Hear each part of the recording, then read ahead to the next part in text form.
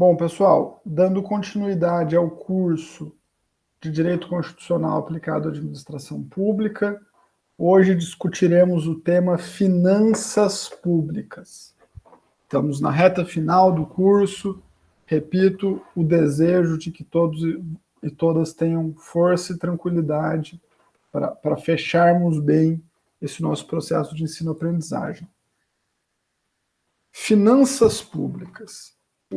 A gente trabalhou aqui, tanto na disciplina de Fundamentos do Estado, quanto aqui na disciplina de Direito Constitucional,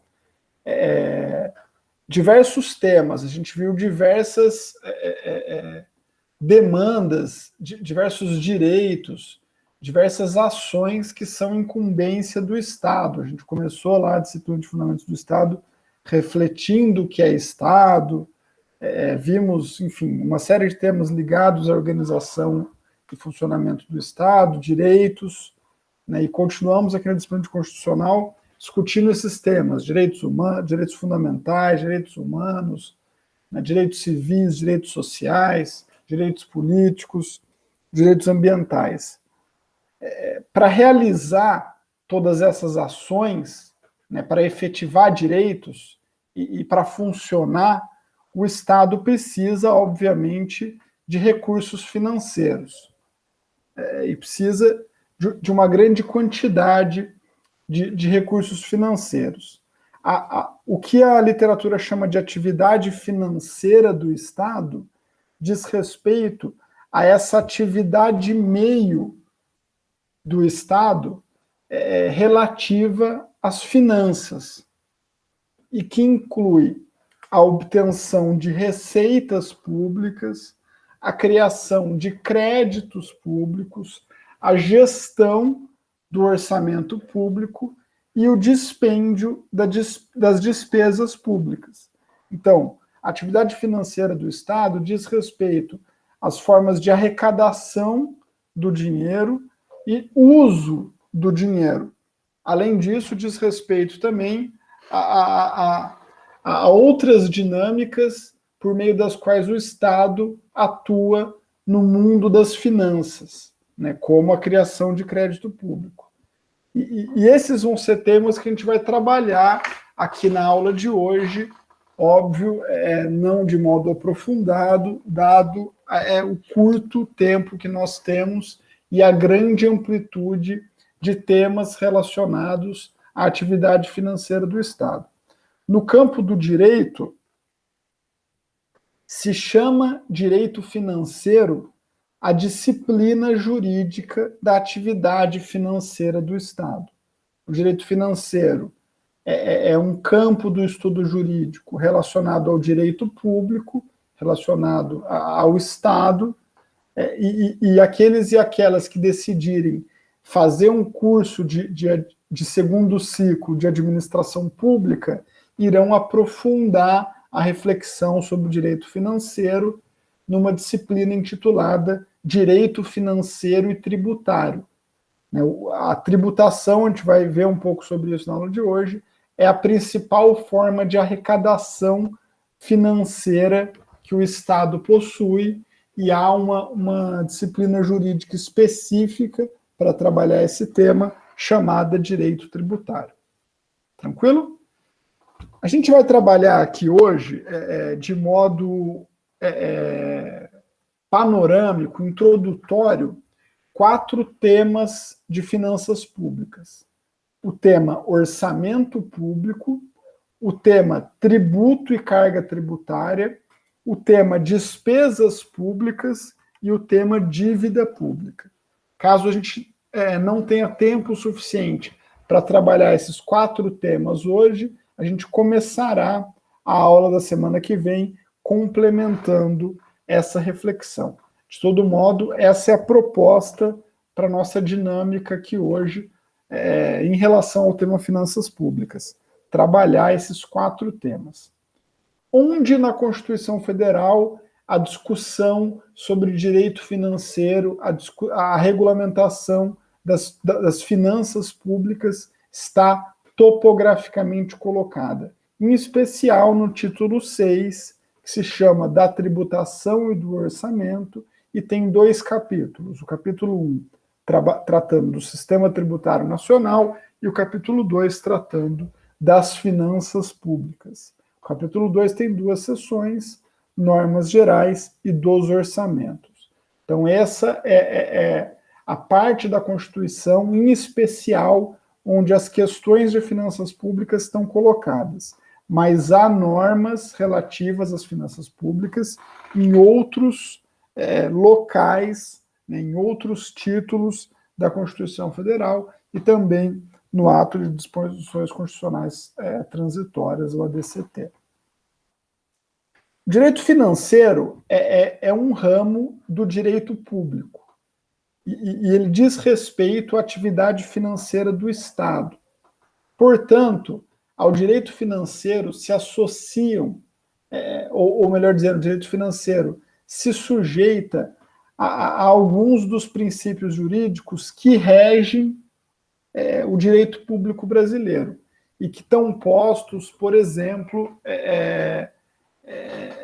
como eixos basilares do regime jurídico administrativo. A literatura, a exemplo do texto que está indicado para a leitura de vocês, ela vincula ao direito financeiro 3 princípios como sendo os mais destacados, 3 princípios jurídicos. O princípio da legalidade, que é um vetor regente do direito público. A ação, quando a gente fala do Estado, né, só é permitida quando a lei exigir e nos limites que a lei impor, de modo que a gente tem, no campo do direito público, a vigência de uma orientação mais rígida em termos de respeito à legalidade do que a gente tem no campo do direito privado, onde vige uma regra geral de que é permitido fazer aquilo que a lei não proíbe e aquilo que não afronta direitos fundamentais. No campo do direito público, a exigência da vinculação à legalidade é mais restrita.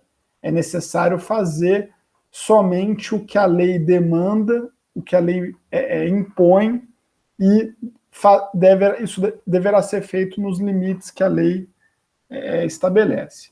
Também o princípio da transparência é um outro princípio regente do direito financeiro, associado, né, ao princípio da publicidade, que é um dos princípios constitucionais explícitos do regime jurídico administrativo, que a gente já trabalhou aqui em aulas anteriores. A regra no que tange a atividade financeira do Estado é a publicidade, é a transparência dos dados. Entretanto, a gente vai ver isso na discussão sobre dívida pública, infelizmente, nem sempre esse princípio se encontra materializado de modo adequado. Temos ainda problemas no acesso a dados no que tange ao tema da dívida pública brasileira. E, por fim, o outro princípio regente do direito financeiro é o princípio da economicidade, também um princípio de importância basilar no que tange a esse ramo do direito. O que é orçamento público? Está disposto aí na projeção um conceito de orçamento público do Regis Oliveira e do Estevão Ovart. Dizem esses autores que o orçamento público é uma lei periódica que contém previsão de receitas e fixação de despesas, programando a vida econômica e financeira do Estado de cumprimento obrigatório, vinculativa do comportamento do agente público. Então, o orçamento ele é uma lei periódica que contém previsão de receitas e fixação de despesas, de modo a programar a vida econômica e financeira do Estado. O orçamento público deve ser cumprido e ele vincula o comportamento dos agentes públicos. Então, esse é um conceito geral que esses autores colocam para orçamento público. Do ponto de vista da existência efetiva do Estado, historicamente, começa a existir orçamento público quando há um movimento social de limitação do poder estatal, em especial por meio das revoluções liberais, que mudam a forma de organização do Estado, impõem limites ao poder estatal e organizam a gestão financeira do Estado por meio da implantação dos orçamentos públicos. Então, o orçamento público é uma lei que prevê receitas e fixa despesas. O orçamento prevê como e quanto o Estado vai arrecadar recursos financeiros e como e quanto ele vai despender esses recursos financeiros. Prevendo receitas e despesas, o orçamento organiza a vida econômica e financeira do Estado. Tranquilo? Se adota atualmente no Brasil um tipo de orçamento que a literatura chama de orçamento-programa, que associa as rúbricas orçamentárias ao cumprimento de determinados objetivos. É um orçamento que estabelece metas e que utiliza os recursos arrecadados e dispendidos para atingimento dessas metas, desses objetivos. Essa é a técnica orçamentária atualmente utilizada no Brasil. O orçamento ele tem natureza jurídica de lei. Trata-se de uma lei autorizadora. Ela autoriza o Estado a receber determinados recursos e autoriza o Estado a despender determinados recursos em certas atividades. Em regra, o judiciário considera que a execução do orçamento não é impositiva. Só é permitido ao agente público utilizar dinheiro naquilo que está previsto no orçamento. Ele não pode, em regra, modificar o destino do dinheiro, criar novas despesas fora do orçamento. Há exceções para essa regra, mas isso tem que ser feito também por meio de lei. Mas, mesmo aquilo que está previsto no orçamento, apenas uma parte é impositiva, de fato. A maior parte do orçamento se traduz numa autorização para dispêndio financeiro, que não é de cumprimento obrigatório. O orçamento, a lei orçamentária, ela é temporária, ela tem a vigência por um tempo pré-determinado, ela é especial, porque ela é uma lei específica relativa a esse tema, e a sua aprovação segue um rito ordinário. Entre os itens da lei orçamentária que são de cumprimento obrigatório, está o que ficou popularizado como orçamento impositivo.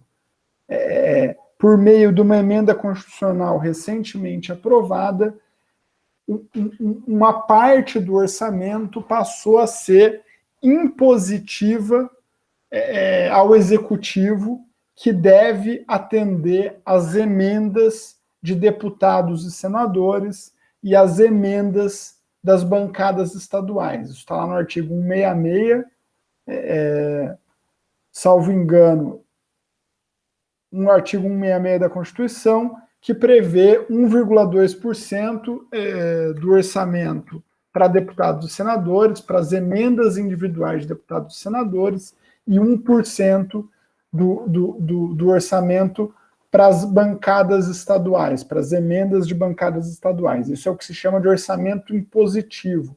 E a sua criação modificou, fortaleceu o Congresso Nacional, o Legislativo, na sua relação com o Executivo. Além disso, a Constituição prevê outras regras de destinação obrigatória das despesas e dos recursos públicos, como, por exemplo, o piso de investimento em saúde e educação.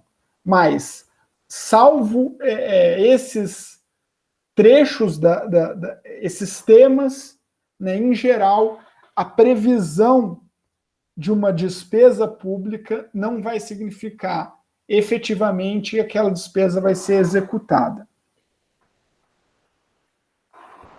Infelizmente, hoje, a gente tem no Brasil pouca participação popular na formulação dos orçamentos.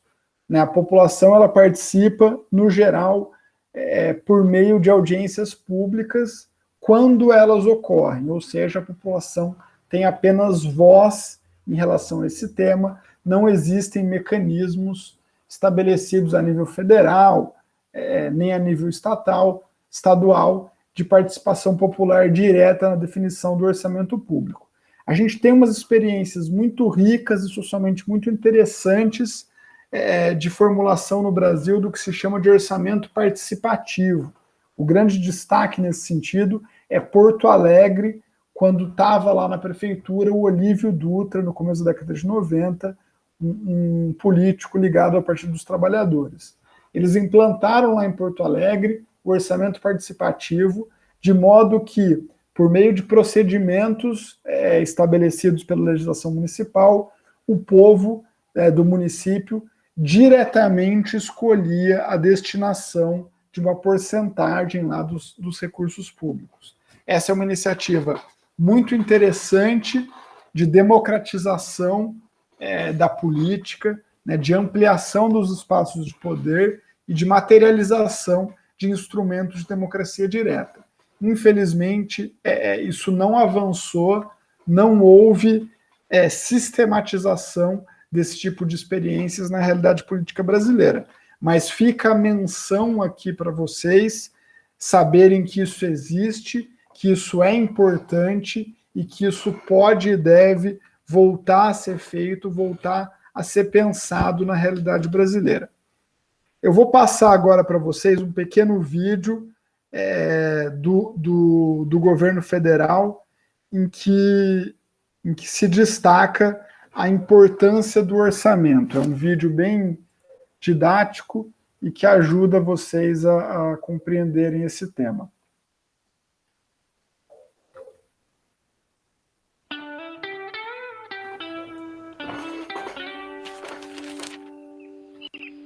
É muito bom quando tudo está funcionando direitinho. Nada quebrado, nada faltando, tudo no seu lugar.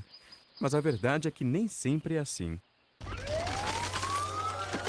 Veja o exemplo do Cadu. Já está há mais de 2 horas esperando por atendimento neste posto médico. Já disseram para ele que ali falta gases, gesso, remédios e que o número de médicos e enfermeiros é insuficiente para atender o tanto de gente que chega buscando ajuda. E sabe como ele foi parar ali? Há anos que prometem construir uma quadra de esportes para o pessoal poder jogar futebol. Como até hoje essa quadra não virou realidade, Cadu e seus amigos batem bola num terreno baldio mesmo, em péssimas condições.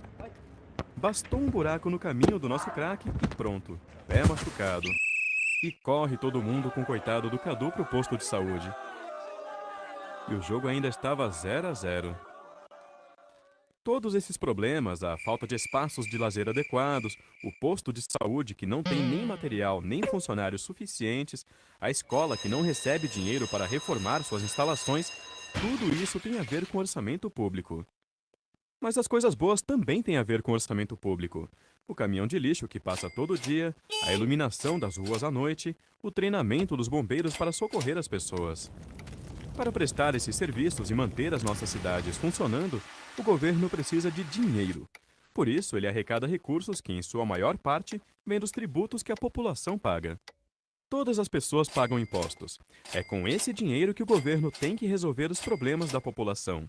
Por exemplo, construir postos de saúde, comprar aparelhos de raio-x, remédios, contratar médicos e enfermeiros, tudo que o Cadu agora sabe muito bem como faz falta. O orçamento público é o documento que mostra quanto de impostos, taxas e contribuições o governo recolhe e quanto ele gasta em cada área. Então, agora você já sabe. O orçamento público mostra duas coisas importantes: quanto o governo arrecada da sociedade e como ele gasta esse dinheiro. No próximo vídeo, vamos ver como é feito o orçamento no Brasil.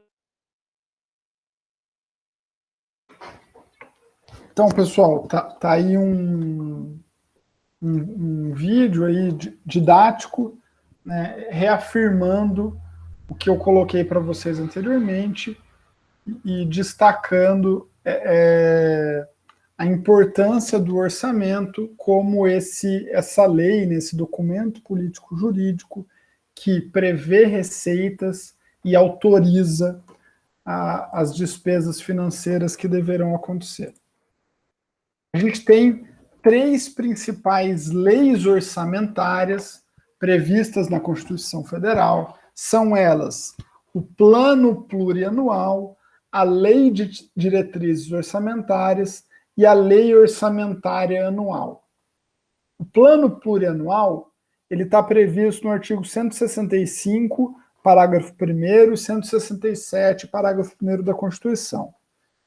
Diz lá o artigo 165 que o plano plurianual ele estabelecerá de forma regionalizada as diretrizes, objetivos e metas da administração pública federal para as despesas de capital e outras delas decorrentes, e para as despesas relativas aos programas de duração continuada. E acrescenta o artigo 167, parágrafo 1º, que nenhum investimento cuja execução ultrapasse um exercício financeiro poderá ser iniciado sem prévia inclusão no plano plurianual ou sem lei que autorize a inclusão, sob pena de crime de responsabilidade. O plano plurianual ele é um planejamento de médio prazo, um planejamento financeiro de médio prazo, que estabelece de forma regionalizada diretrizes, objetivos e metas da administração pública federal. Aqui, no regime jurídico atualmente vigente, se entende que o plano plurianual ele deve ter duração de 4 anos, que é o mesmo período de duração do mandato presidencial. E ele prevê, então, metas, diretrizes, objetivos de médio prazo, né, num período de 4 anos, para o Estado, para a administração pública atuarem. A Lei de Diretrizes Orçamentárias, por sua vez, ela está prevista no artigo 165, parágrafo 2º. Diz lá o artigo 165, parágrafo 2º da Constituição, que a lei compreenderá as metas e prioridades da administração pública federal, incluindo despesas de capital para o exercício financeiro subsequente, orientará a elaboração da lei orçamentária anual e disporá sobre as alterações na legislação tributária, também estabelecendo a política de aplicação das agências financeiras oficiais de fomento. A Lei de Diretrizes Orçamentárias ela está submetida à direção imposta pelo Plano Plurianual. E ela é uma lei intermediária entre o Plano Plurianual e a Lei Orçamentária Anual, a LOA, que é a lei que, de fato, estabelece as receitas previstas e as despesas autorizadas.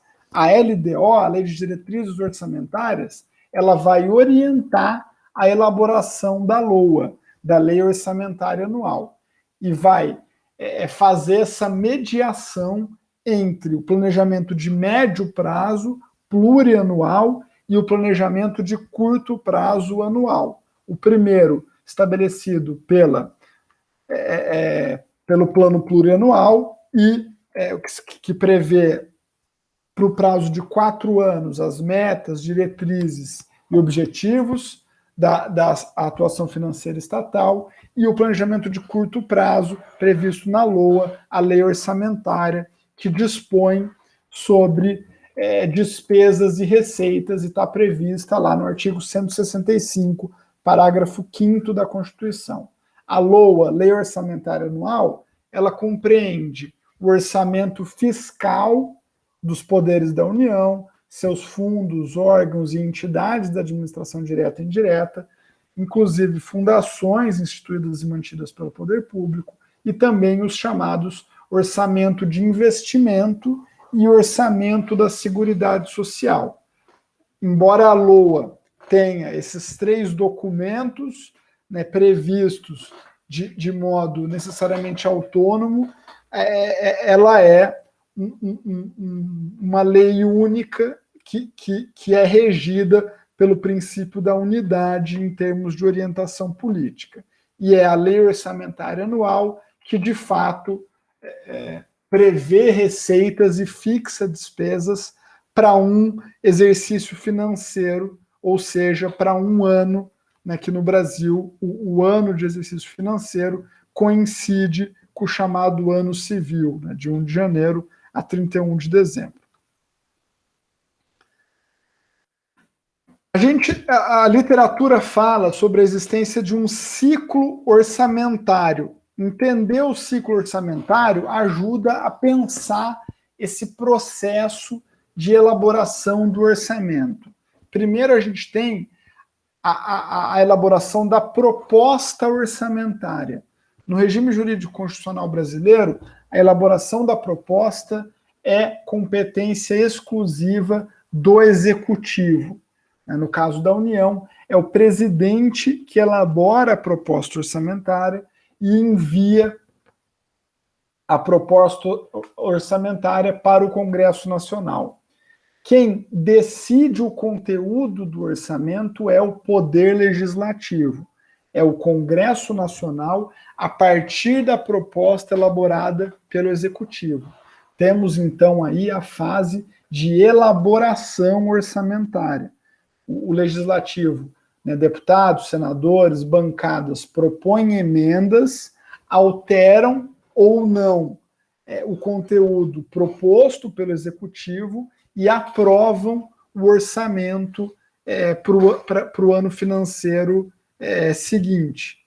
Depois a gente tem uma terceira fase, que é a fase de execução do orçamento, em que são efetivamente realizadas as despesas, né, ou seja, são feitos os gastos públicos, pagando médico, construindo hospital, né, pagando todo o corpo de servidores públicos, eu incluso, né, construindo universidade, enfim, fazendo os serviços públicos existirem, né, e também a execução orçamentária inclui a realização das receitas, né, ou seja, a arrecadação dos valores financeiros que são utilizados pelo Estado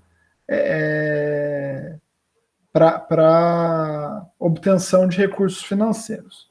Eu vou passar para vocês agora um outro videozinho, também da mesma fonte, e que ajuda também a pensar esse tema do orçamento público.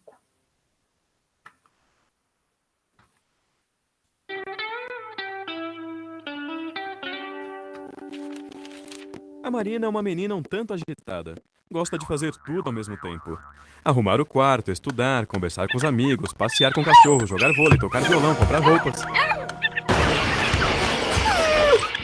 Marina, uma hora não vai dar certo. Agora, imagine um governo que precisa cuidar de uma cidade inteira, de um estado, de um país. Lembre que o governo cobra tributos para ter dinheiro para poder resolver os problemas da população. E todos nós sabemos que são problemas graves. Problemas na educação, na segurança, nos transportes, na saúde. São tantos problemas que não dá para resolver todos de uma vez. É preciso escolher quais serão enfrentados primeiro. Ou seja, é preciso definir prioridades. Por isso, antes de fazer o orçamento, o governo prepara uma lei, chamada Lei de Diretrizes Orçamentárias, a LDO. É a LDO que define o que é mais importante e como o governo deve montar e aplicar o orçamento a cada ano. Agora, tanto a LDO quanto o orçamento seguem um plano maior, que define os grandes investimentos que o governante irá realizar no seu mandato. Esse plano é o chamado Plano Plurianual, ou PPA. Ele define, por exemplo, as rodovias e as hidroelétricas a serem construídas, os aeroportos a serem reformados, os museus a serem restaurados. Mas não são somente obras. O PPA também define ações do governo como financiamentos aos agricultores, compra de equipamentos para hospitais e delegacias e muitas outras despesas. Portanto, temos 3 importantes leis orçamentárias: o PPA, a LDO e a Lei Orçamentária Anual, a LOA, que é o orçamento propriamente dito, cada qual com uma função. Para ficar mais fácil, vamos imaginar uma partida de futebol. As regras do jogo, o que pode ou não pode ser feito, são definidas na LDO, na Lei de Diretrizes Orçamentárias. Já o planejamento do campeonato é o PPA, o Plano Plurianual. Agora, a partida de futebol, o jogo mesmo, esse é o orçamento, que é a LOA, a Lei Orçamentária Anual. Resumindo, o sistema orçamentário brasileiro começa pelo Plano Plurianual, o PPA, que define estratégias, diretrizes e metas da administração pública para um período de 4 anos. Temos também 2 leis anuais. A Lei de Diretrizes Orçamentárias, a LDO, que traz as regras para elaborar e executar o orçamento do ano seguinte, definindo também as prioridades e metas do governo, e a Lei Orçamentária Anual, a LOA, que estima as receitas e programa as despesas de cada ano de acordo com as prioridades do PPA e as regras estabelecidas pela LDO. Nenhuma despesa pública pode ser executada sem estar prevista na Lei Orçamentária Anual. Por isso ela é tão importante.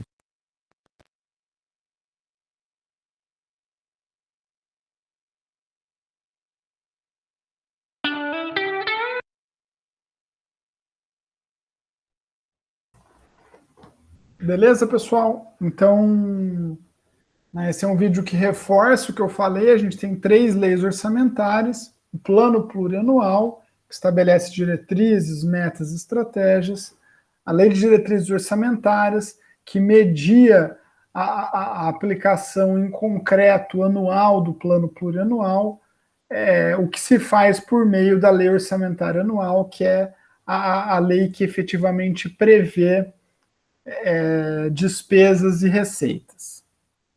Tranquilo? Eu tenho aqui na projeção uma outra discussão que eu costumo fazer com os estudantes, ainda relativo ao orçamento público, que diz respeito aos princípios orçamentários, os princípios jurídicos específicos aplicáveis à elaboração e aplicação do orçamento público no Brasil. São eles legalidade, unidade, universalidade, anualidade orçamentária, exclusividade, discriminação, não vinculação da receita, proibição do estorno, equilíbrio financeiro, equilíbrio orçamentário e unidade de caixa. Como a gente está com o tempo curto, eu vou deixar para vocês terem acesso a essa discussão por meio da leitura do texto que está indicado e que está posto lá no Moodle, um texto de introdução ao direito financeiro, que versa também sobre o tema dos créditos adicionais. Né? Além das despesas efetivamente previstas numa lei orçamentária anual, é possível que de modo suplementar, especial ou extraordinário se prevejam novas despesas, né, e se correlacione a isso novos créditos. É o que foi feito, por exemplo, no ano passado, no que se chamou de orçamento de guerra, entre aspas, né, que foi a criação de crédito extraordinário para as medidas de combate à pandemia. Todas as despesas, tudo que o Estado realiza tem que estar previsto em lei orçamentária. Mas quando surge uma situação absolutamente imprevisível, como uma pandemia, a normatização do tema orçamentário possui ferramentas para lidar com essa situação, que são os chamados créditos adicionais. Isso também está colocado no texto do livro de leitura sugerida para vocês. Com isso, eu encerro aqui a nossa reflexão sobre orçamento público, vou interromper a gravação, ouvir aqui as pessoas presentes na aula síncrona, se há dúvidas sobre esse tema, e depois passamos para a discussão dos outros temas. Quem está assistindo de forma síncrona, se tiver alguma dúvida, fica à vontade para mandar um e-mail para mim. Tranquilo?